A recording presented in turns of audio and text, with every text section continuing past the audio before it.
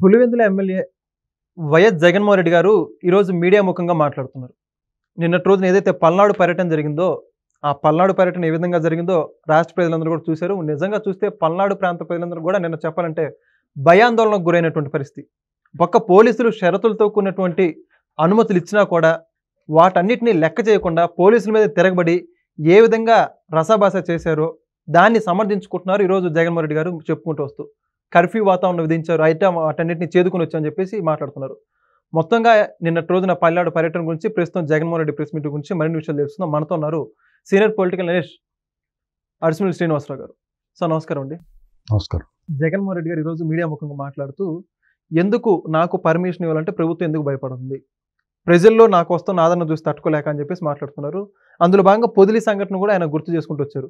TDP కార్యకర్తలు 40 మందిని పెట్టి 40,000 మంది మా వైఎస్ఆర్సీపీ శ్రేణుల మీద దాడులు చేపిస్తారా, అసలు ఎంతవరకు సమంజసం, ప్రభుత్వం ఎందుకు భయపడుతుందని చెప్పేసి పల్నాడు పర్యటన వీటన్నిటి కూడా మాట్లాడుతుంటూ వస్తున్నాడు. దీని గురించి మీరేమంటారు? ఇప్పుడు అలా కదండి, శ్రీశ్రీ గారు అనంతం అని ఒకటి రాశారు. అలాగా జగన్మోహన్ రెడ్డి అరాచకాల మీద, అకృత్యాల మీద, అవినీతి మీద, దోపిడీ మీద, డే లైట్ రాబరీ మీద, అతని ఏడుపు ముఖం మీద మాట్లాడడం అనేటువంటిది అనంతం. ఎంత మాట్లాడినా దానికి అంతం లేదు. అలిసిపోతున్నాం మాట్లాడలే, కానీ అతని బుద్ధి మాత్రం మారతలేదు. ఇప్పుడు పొదిలి గురించి మాట్లాడుతుంటా. అసలు నువ్వు 20,000 మంది ఎలా వచ్చారు అక్కడికి, ఎందుకు వచ్చారు, నువ్వేం ఉద్ధరిస్తున్నావని వచ్చారు, నువ్వేం సాధించేవని వచ్చారు? కనీసం అసెంబ్లీకి వెళ్ళి నీ నియోజకవర్గం గురించి కూడా మాట్లాడిన వ్యక్తి గురించి మరి వాళ్ళకి బుద్ధి లేదా, లేకపోతే నీకు ఇది లేదా అని అర్థం అవట్లా. అయ్యో నిన్ను కోల్పోయామని రావడానికి వీళ్ళేం అరాచకం చేయట్లేదు. ఆ కళ్ళవారి కృష్ణారెడ్డి చూడు, ఆ మధ్యన ఎంత అరాచకం చేసాడు. అది పెద్ద చూడటానికి ఏమో సేంటప్పకెళ్ళి ఎంత ఉంటాడు. అతను వచ్చి నేను బ్యారికేడ్లు ఎక్కి బండి ఎక్కి దూకేసి బ్యారికేడ్ లాగేసి ఏం చేస్తే కూడా వీళ్ళు ఏమంటలేదు. నిజంగా వీళ్ళు ఒక రకంగా చాలా మంచి ప్రభుత్వం ఇది, ఏమంటలేదు. తప్పు చేసిన ఏమనట్లేదండి, అసలు తప్పు చేసిన అంటలేదు కదా. అసలు వీళ్ళు ఎవరన్నా రోడ్డు మీద తిరగడానికి అసలు అవకాశమే ఇవ్వకూడదు. నీకు అలాగ కదా, పిచ్చుకోకుండా రోడ్డు మీద తిరగవచ్చా? లేదు, ప్రమాదం. ప్రమాదం కదా, ర్యాబిస్ వ్యాధి వచ్చేస్తుంది కదా. ఇప్పుడు క్రూర మృగాలను, వైల్డ్ యానిమల్స్ని జనావాసాల్లో వదలొచ్చా? మ్యానీటర్స్ని, ఈ విషపూరితమైన సర్పాలు ప్రజల మధ్య తిరుగుతుంటే, జనావాసాల్లో జనసమ్మర్దం ఉన్న చోట తిరుగుతుంటే ప్రమాదం కదా. ఆ పనిళ్ళు వదిలేసారు పట్టించుకోకుండా మిమ్మల్ని అందరినీ. అసలు నీ పర్యటనలు ఏంటి, నీ శాస్త్రలు ఏంటి, నీ ప్రభుత్వం మీద విమర్శ చేయడానికి బోడని ఉంటాయి. సరైన కారణం, నిశ్చితంగా విమర్శించాలి. సహేతుకమైన కారణాలతోటి విమర్శిస్తే నీకు గౌరవం, మర్యాద. నువ్వు అరాచకం చేసావు, అవినీతి చేసావు, అడ్డగోలు దోపిడీ చేసావు, ప్రజా వ్యతిరేక నిర్ణయాలు తీసుకున్నావు, చట్ట రాజ్యాంగం ఉల్లంఘన చేసావు. దాన్ని ప్రజలు గుర్తించారు, నీ మీద తిరుగుబాటు చేశారు, నిన్ను ఓడించారు. నీలో ఒక మీరు అందరూ కలిపి సమీక్ష చేసుకోవాలి. ఎందుకు ఓడిపోయాము, మనకి ఇలా ఎందుకు జరిగింది, ఓ పశ్చాత్తాపం, పరివర్తన కలిగి తిరిగి నువ్వు చేసిన పొరపాట్లు నేను చేయను, నీకు దూరమైన వర్గాలను దగ్గర చేసుకోవడానికి ప్రయత్నం చేయాలి, ప్రజల్ని కన్విన్స్ చేసుకోవాలి. ఇప్పుడున్న ప్రభుత్వాన్ని తప్పు చేస్తే విమర్శించాలి. ఇప్పుడు డెఫినెట్గా ఒక ప్రభుత్వం అన్న తర్వాత మంచి చెడు రెండు ఉంటాయి. మంచి ఎక్కువ చేసినా చెడు ఎంతో కొంత ఉంటుంది. ప్రజలు ఇబ్బంది పడే సందర్భాలు వస్తాయి. వాటిని వెలుగులో తీసుకొచ్చి వాటి పట్ల ప్రభుత్వాన్ని అప్రమత్తం చేసి నీ ద్వారా సమస్య పరిష్కారం అయితే ప్రజలు నీకు సానుకూలత వస్తుంది, నీ మీద అభిమానం ఏర్పడుతుంది.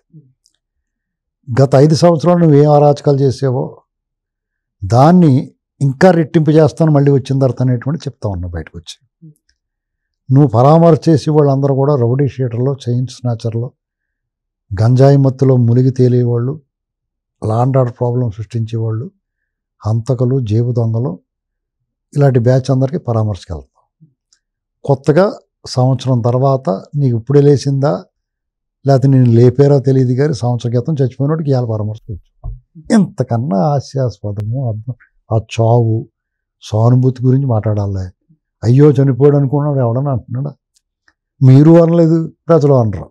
నువ్వు కూడా వచ్చి నీ పార్టీ గురించి, చంద్రబాబు అని తిట్టడం గురించి మాట్లాడు. ఆ చచ్చిపోయినోడి గురించి ఏ ఊసుంది? నువ్వు ఎందుకు వచ్చావు? నువ్వు అసలు చచ్చిపోయిన తర్వాత 1 year అయిందా రాకూడదు. నువ్వు ఏదైనా చేయదలుచుకుంటే ఆ కుటుంబానికి వాళ్ళ డబ్బులు వాళ్ళ దగ్గర పెట్టినారు సాయం చేస్తే వాళ్ళు తీర్చుకుని వాళ్ళు ఏదో గౌరవంగా బతుకుతారు. పోనీ వాళ్ళే అతనికి సాయం చేస్తుంటే అతను బతికేవాడేమో. నువ్వన్నీ వదిలేసి దాన్ని వాడుకుందాం. కమ్మ సామాజిక వర్గం వాళ్ళ వేడుకోళ్ళు, కమ్మ సామాజిక వర్గాన్ని నువ్వు ఎలా వేధించావు అనేటువంటి స్పష్టంగా అందరికీ తెలుసు. ప్రతి కమ్మ సామాజిక వర్గ వ్యక్తికి నువ్వు ఎలాంటి వాడు అందరికి అర్థమైపోయింది. నీ దగ్గర ఉన్న వాళ్ళు కూడా తెలుసు. కానీ నువ్వు వాళ్ళ చేతి దొంగతనమో హత్యో ఏదో చేయించి వాళ్ళని కూడా తిప్పుకుంటున్నావు. వాళ్ళని కమ్మ సామాజిక వర్గం దూరం, చంద్రబాబు గారు దూరం పెడతా కమ్మ సామాజిక వర్గం దూరం పెట్టేసింది వాళ్ళని. వాళ్ళు డిజైన్ చేసుకున్నారు. నువ్వు వాళ్ళ తరఫున ఒకళ్ళతో పుచ్చు ఏదో కమ్మ సమాజ ఉద్ధారకుడిలాగా వ్యవహరిద్దాం అనుకుంటే నీతి కబుర్లు చెప్తే చింతామణి వాళ్ళు వచ్చి సత్యనామూర్తి వ్రతం ఎవరో రాశాడు ఒక ఆయన సోషల్ మీడియాలో. చింతామణి వచ్చి సత్యనామూర్తి వ్రతం చేసిందంటే పొద్దున్న నేను లేచి అలా నీ వ్యవహారం చూస్తుంటే ఇది కొత్త పలుకు. ఆర్కే కొత్త పలుకులాగా ఇతను కొత్తగా ఈ శిలక మళ్ళీ కొత్తగా పలుకుతుంది. వాళ్ళు ఏదో చంద్రబాబు గారు నా దగ్గర ఉండకూడదా?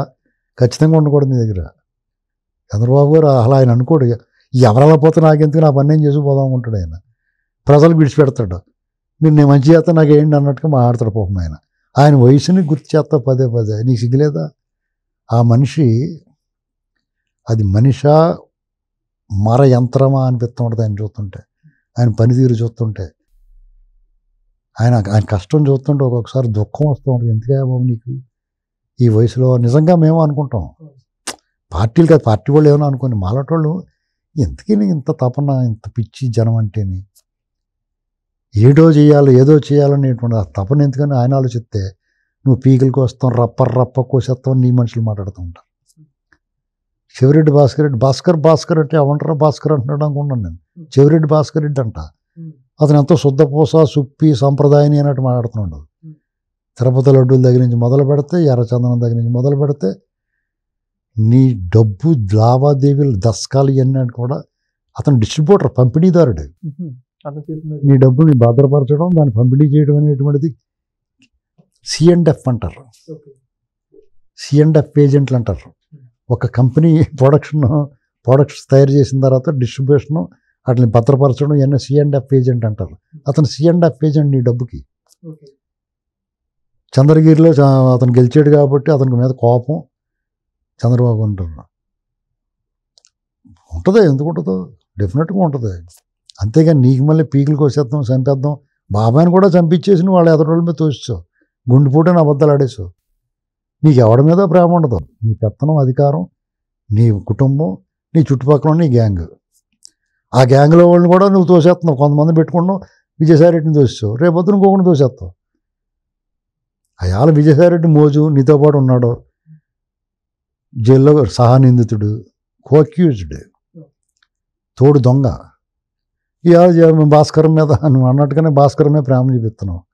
ఆ భాస్కర్ ఏమైనా చాలా శుద్ధపోసు అనుకుంటున్నావా? పులవర్తిని అని చంపేస్తాను చూసాడే. ఈ ప్రభుత్వం ఏమో అతను చేసింది కాబట్టి నువ్వు ఇలా మాట్లాడుతున్నావు. అవాడే కోసి కారం పెట్టేసి ఉంటే బాబోయ్ అని పరిగెడతా ఉంది రోడ్డు మీద. అది చేయకపోబట్టి నువ్వు శుద్ధపోసుకోవాలని చెప్తున్నావు. లేదా ఇంకొకటి గురించి పాపం పసివాడంట దేవినేని అవినాష్. అతను ఏం మాట్లాడుతున్నాడు అతనికి అర్థం అవుతుంది. వాళ్ళ నాన్నగారేమో కట్టుకాలే వరకు నేను టీడీపీ, నా మీద తెలుగుదేశం వస్త్రం కప్పుకున్నాడు, కొడుకేమో ఇలా చేస్తాడు. నువ్వు ఎవరి గురించి మాట్లాడినా, నువ్వు ఎవరినన్నా పొగిడేవంటే ఆడు భ్రష్టుడి కింద లెక్క. అర్థమైంది? కమ్మారు నువ్వు ఎలా వేధించావో మేము మర్చిపోయాం. ఎవడో మర్చిపోలేదు. ఆ పిల్లలు అంటే రప్ప నరికేస్తామన్నా పిల్లల నువ్వు వచ్చి నీ పర్యటనలో నువ్వు చేయాల్సిందేంటి? ఆ కుటుంబానికి వెళ్ళి నాకు సిగ్గులేదమ్మా, సంవత్సరం అయిపోయిన తర్వాత వచ్చాను, ఏమనుకోకుండా అని చెప్పి వాళ్ళకి ఏమైనా ఆర్థిక సాయం చేసి పరామర్శేసి రావాలి నేరుగా. నీ ఉద్దేశం అది కాదు కదా. నీ బల ప్రదర్శన చేయాలా, ఎక్కడెక్కడో పోగొట్టుకోవాలా. 40,000 మంది వచ్చారని చెప్పుకున్నావు, 20,000 అని చెప్పి టీడీపీ వాళ్ళు అండారు చేస్తారు. నీకు ఒక 5-6 వేల మంది వచ్చి ఉంటారు, లేకపోతే 10,000 మంది వచ్చి ఉంటారు. నీ ఏరియా పొదిలి ఏరియాలో నీ శివప్రసాద్ రెడ్డి ఇలాంటి వాళ్ళందరూ పోగేసి నీకు ఎంతో కొంచెం పట్టు ఉన్నది అక్కడే. వాళ్ళందరినీ తీసుకొచ్చి అడావుడి చేశారు. ఆ బేళ్ళు గీళ్ళు తొక్కుపాడేశారు. విధ్వంసం ఎక్కడికి వెళ్ళినా సరే నీ అడుగు నీ పాదం దరిద్రం. నువ్వు అడుగు పెడితే అరిష్టం. నువ్వు శవాల కోసం అన్నా వస్తావు, నువ్వు వస్తే శవాలన్నా వస్తాయి. నువ్వు ఒక సంవత్సరం క్రితం శవం కోసం ఇవ్వాలొచ్చు, 2 శవాలు వేసినాయి. ఎంతకన్నా దరిద్ర పాదం ఏమైనా ఉంటుందా? ఇప్పుడు ఆ చనిపోయిన వదిలేసావు రోడ్డు మీద, ఒక దళితుడైన వృద్ధుడు. అతను వదిలేసి నీ వాడికి నువ్వు పోయావు. మరి అతని గురించి ఎందుకు మాట్లాడలేదు నువ్వు? అంటే వచ్చే సంవత్సరం వస్తావు అతని గురించి. ఈ లోపల నేను తిరగెత్తాలనుకుంటున్నావు. వీళ్ళు తొక్కుపాడేసాడని బాధపడుతున్నావు. తొక్కుపడేస్తాను చంద్రబాబు.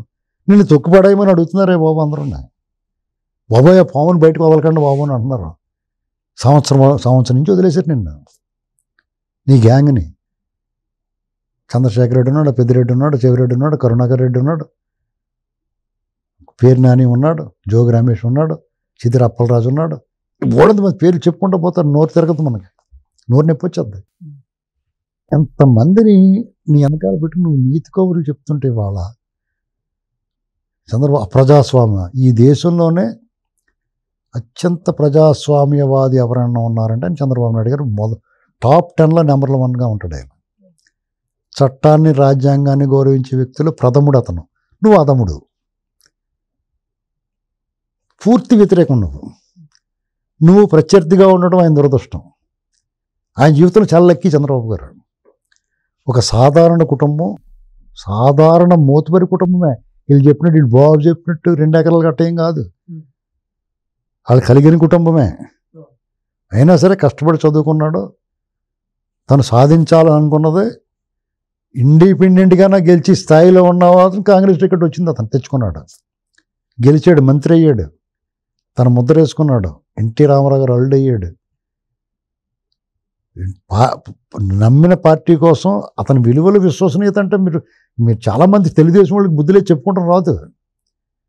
చంద్రబాబు నాయుడు గారు ఏ గుర్తు మీద గెలిచాడో ఆ గుర్తు మీద నిలబడి ఉన్నాడు. ఓడిపోయిన తర్వాత మానేసి అన్ని వదిలేసి బాబు అని చెప్పి వ్యాపారం చేసుకుంటే మళ్ళీ రామారావు గారు పిలుచుకున్నాడు ఆయన్ని. ఆ పార్టీని కాపాడాడు, పార్టీ క్యాడర్ నిర్మాణం చేశాడు. మళ్ళా దెయ్యం పట్టుకుంది పిశాచి. ఆ పిశాచాన్ని వదిలి ఒక్కొక్కసారి జలగట్టేసుకుందనుకో, మనకి చుట్టగాల్చి అంటించాలి దానికి, మనకి కాలుతుంది అప్పుడు. అర్థమైందా నీకు? చీడబట్టేసింది కాలు నిండానే, ఆపరేషన్ చేసి తొలగించాలి. ఆ క్రమంలో అధికార మార్పిడి జరిగింది. ఆ పీడ వదిలి ఆడికి పట్టుకుంది. అది సెకండ్ నుంచి చూపించినట్టు ప్రతిసారి ఆ ముఖాన్ని తీసుకొచ్చి చూపిస్తున్నారు మనకి. నువ్వు కమ్మోడి గురించి మాట్లాడుతూ కమ్మాను ముద్రిస్తానంటూ నిన్న కాక మొన్న నువ్వు ఎవరిని టార్గెట్ చేసి మాట్లాడారో మేము చూసాం, విన్నాం. నీ ఛానల్లో కొమ్మని ఆ శ్రీనివాసరావు కూడా ఫుల్ యాక్షన్ చేస్తున్నాడు. వచ్చేసి 70 ఏళ్ళు వయసు అంటాను నేను. చంద్రబాబు గారు మరి 70 ఏళ్ళు వయసు కదా, అక్రమ అరెస్ట్ కదా అది. నీకు ఇంకా జెన్యూనిటీ ఉంది, నీ అరెస్ట్లో న్యాయం ఉంది, ఖచ్చితంగా చేస్తే అలా. ఎవడో నోటికి వచ్చినట్టు మాట్లాడితే ఆపాల్సిన బాధ్యత పొజిషన్లో ఉండి ఆపకుండా, ఒకవేళ పొరపాటు నీ చేతి దాటిపోతే క్షమాపణ చెప్పాలి, నువ్వు చెప్పించాలి.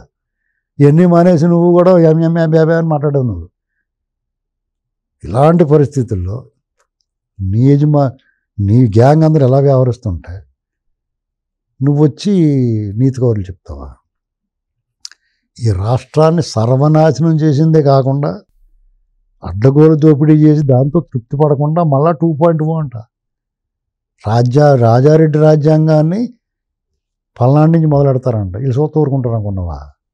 ఒకవేళ ఈ ప్రభుత్వం నీకు సరైన శిక్ష అయిపోతే ప్రజలు ఒకటండి, చట్టాన్ని తన పని తాను చేసుకోవాలని కోరుకుంటారు అందరూ. చంద్రబాబు నాయుడు గారి పాలసీ కూడా అదే, దాన్ని అంగీకరిస్తున్నారు ప్రజలు. ఇప్పుడు ఒకవేళ చట్టం తన పని తాను చేయకుండా నీ పని చేస్తుందనుకో జగన్ పని, ప్రజలు చేస్తారు, తీసుకుంటారు దాన్ని చేతిలోకి. చంద్రబాబు గారి మీద కూడా ఆధారపడరు, ప్రజలే చేతిలో తీసుకుంటారు, ఓపెన్గా తీసుకుంటారు. అందులో పెద్ద కష్టమేం లేదు. భరిస్తారు, సహిస్తారు. తిరగబడతాం మొదలెడితే తోలు తీసేస్తారు, తరిమి కొడతారు. నీ గ్యాంగులు నువ్వు అలా భయపడ్డానికే వీళ్ళందరినీ కత్తులు రపరప అన్నావు. నువ్వు రపరపని లోపల నీ సర్దిచ్చేస్తారు, దుకాణం కింద కోసేస్తారు, గంటలన్నీ కత్తిరిచ్చేస్తారు, గుత్తులు కోసేసి కూర వండు తినేస్తారు, తోలు తీరిపోద్ది నీకు. నువ్వు ఎక్కడ మొదలెట్టు పర్నాడు అంటే నీ గ్యాంగే కాదు, అందరూ పౌరుషమే.